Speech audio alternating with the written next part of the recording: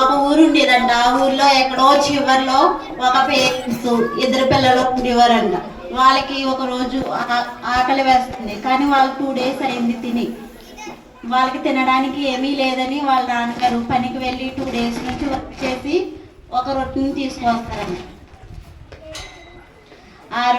ఆ రొట్టె తీసుకుని తిందామని వచ్చేటప్పటికి ఎవరో ఇద్దరు పిల్లలు ఒక అతను బయటకు వచ్చి, నేను చాలా రోజుల నుంచి అన్నం తినట్లేదండి, నాకు కూడా కొంచెం పెడతారా అంటే, వాళ్ళు తినుకోకుండా వాటిని తనకి ఇచ్చేస్తారు ఒక చిన్న బాలుడికి.